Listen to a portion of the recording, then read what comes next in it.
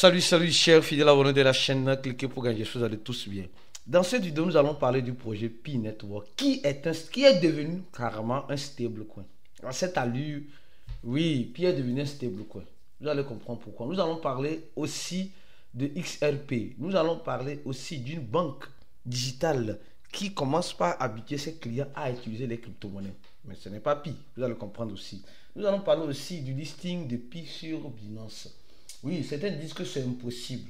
Moi, je dis que c'est possible. Vous allez comprendre pourquoi dans cette vidéo. Si tu n'es pas encore un fidèle abonné, mon frère, ma soeur, tu rates beaucoup de choses. Car pour avoir les bonnes informations, tu le sais très bien, il faut être au bon endroit. Et le seul et unique bon endroit que je te recommande, c'est sur la chaîne Cliquez. Abonne-toi et n'oublie pas d'activer la clochette de notification. Alors, commençons avec cette information. On dit la banque, une banque digitale, intègre le Bitcoin. Ce n'est pas le Pi qu'on a intégré. Les gens qui attendent que les banques intègrent le Pi, c'est une fausse histoire. Écoutez que pour le moment, c'est une fausse histoire. Pour le moment, devant, ça peut être bon. Mais pour le moment, là, c'est une fausse histoire. Donc, on dit toujours, il faut patienter ou bien. Alors, on dit, la banque digitale intègre le Bitcoin et dans la routine bancaire des clients. Aujourd'hui, nous sommes en train de voir que le Bitcoin reste une crypto-monnaie incontournable. Une crypto-monnaie incontournable.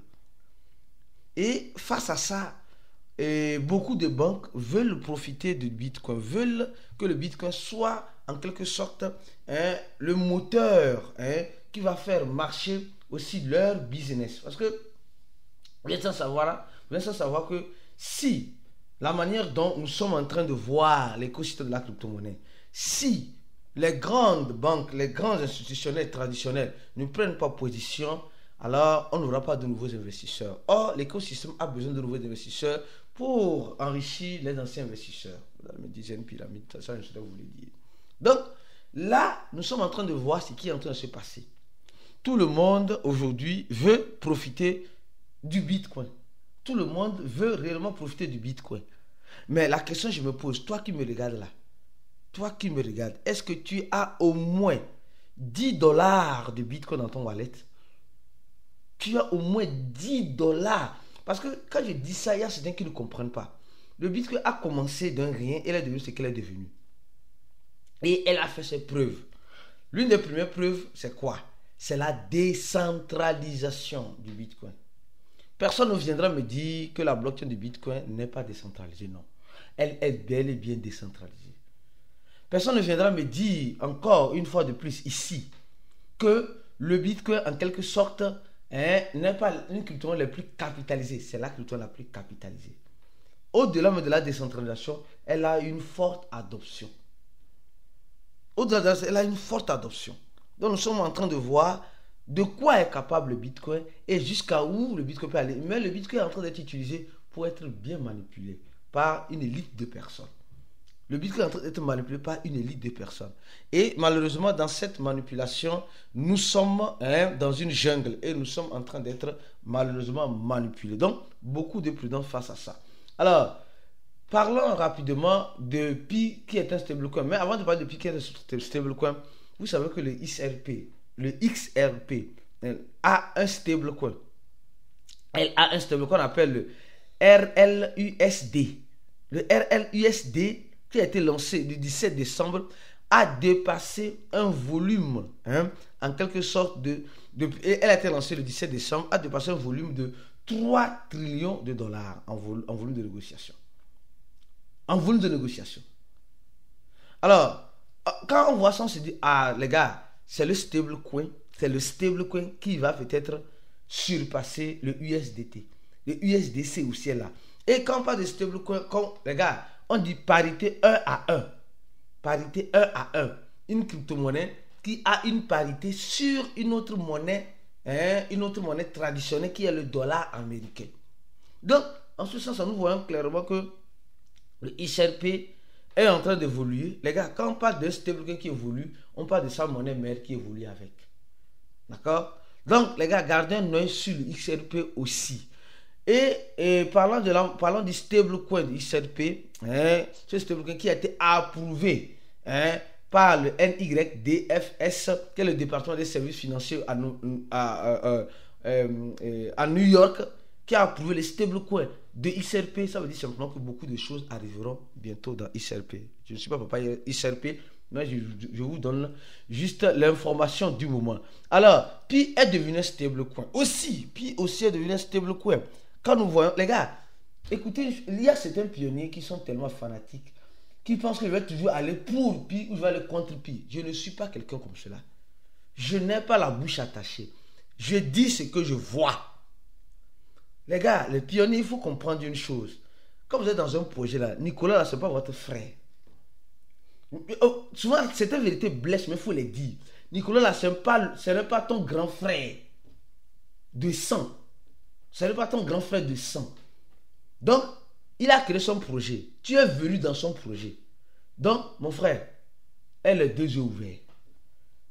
Les gens vous bandent les yeux comme quoi, non, et puis c'est la monnaie qui est venue nous sauver de la pauvreté.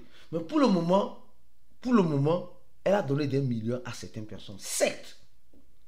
Mais pour le moment, s'il vous plaît, ayons les deux pieds sur terre. Ayant les deux pieds sur terre. Je disais, je vais maintenant parler de Pi. Pi, en quelque sorte, est devenu un stable coin. Pi est à $1. Regardez. Pi est à $1. Juste. C'est un peu comme le $1 avec la parité avec le stable coin de XRP. Pi est à $1. Oui. Pi est bel et bien à $1. Et tu vas me dire, Aristide, mais les $1 de Pi là, ça veut dire quoi? C'est une fluctuation. Puis monte, descend, monte, descend, monte. Dans ça, les traders se font de l'argent. Je vous donne juste un exemple. Imaginez encore avec moi, quelqu'un qui achète Pi, quelqu'un qui achète Pi à $1, je dis à $1, et va le vendre à son attache à $3. Il a 100 Pi. Je dis il a 100 Pi. Il achète à $1. Ou bien il a 100 Pi. Il a miné 100 Pi plutôt, de préférence il a miné 100 Pi et il va le vendre à $3. Il a vendu un Pi à $3. Donc il a $300. D'accord, il a $300. Maintenant, écoutez bien, maintenant les $300 qu'il a, imaginez s'il veut racheter les Pi, il aura combien de Pi actuellement? Il aura 300 Pi. Or au départ, il a commencé avec 100 Pi. Or, ce que j'ai dit, c'est que le volume de négociation de Pi ne cesse de chuter et aussi la capitalisation. Ça, c'est un mauvais signe. Ceux qui comprennent des crypto-monnaies là, arrêtez les trontrons-pillards, ceux qui ne comprennent pas des crypto-monnaies. Ils disent non.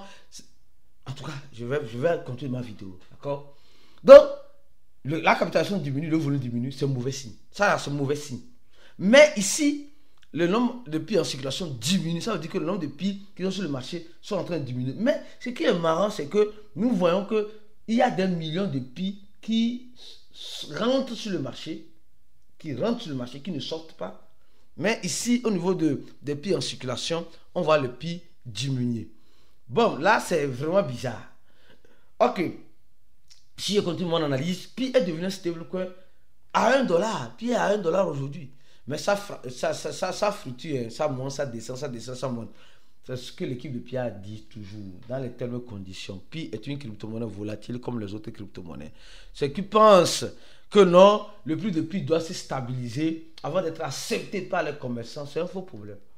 L'équipe de Pi a dit qu'il n'y aura pas de stabilité du prix de Pi. Pi va être volatile.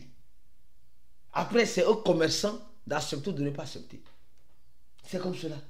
Et au même moment, en parlant de Pi, nous allons parler du listing de Pi sur Binance. Oui, listing de Pi sur Binance. Les gars, il y a une chose que beaucoup de personnes négligent. Beaucoup de personnes, l'article de quoi, je sais quoi, nous disait ceci, que non, que Pi ne peut pas être listé à cause de sa centralisation, etc. Moi, je suis contre ça. Les gars, je dis les choses telles que je le vois. Ne venez pas dire non, moi je pôle Pi. Non, je dis les choses telles que je le vois, telles que je le sens. Ce n'est pas l'affaire de pôler ou de ne pas pôler.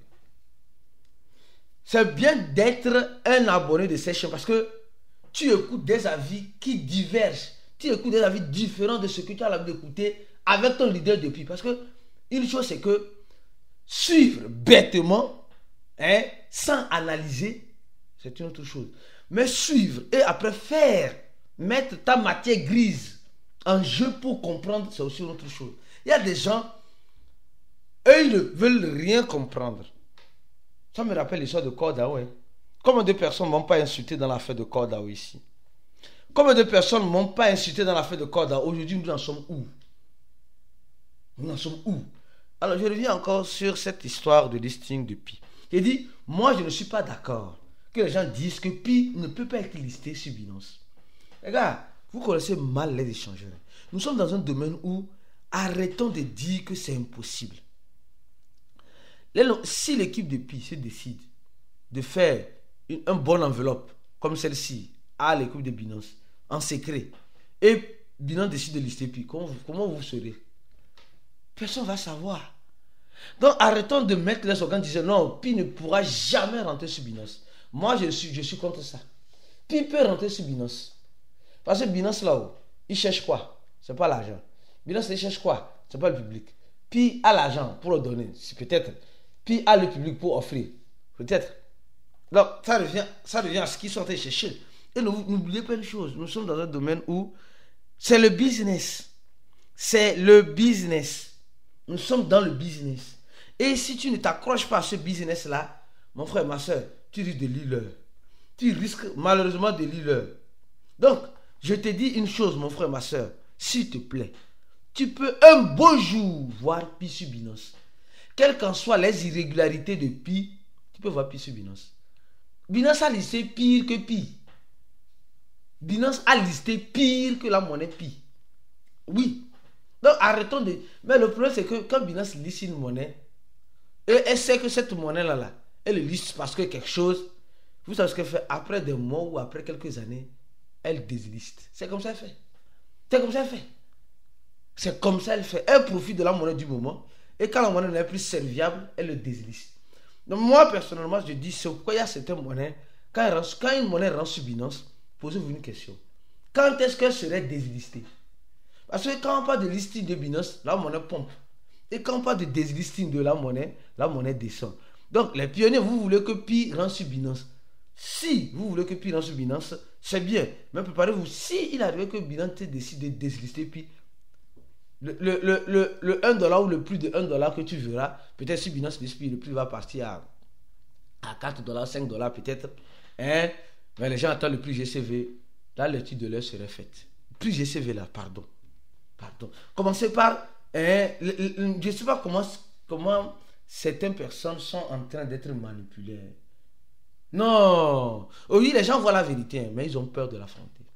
C'est ça la vérité qui est en face de nous. Pour le moment là, la valeur d'échange connue sur les crypto-monnaies là, c'est ça.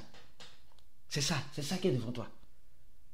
Mais au même moment, on te dit qu'il y a une autre valeur.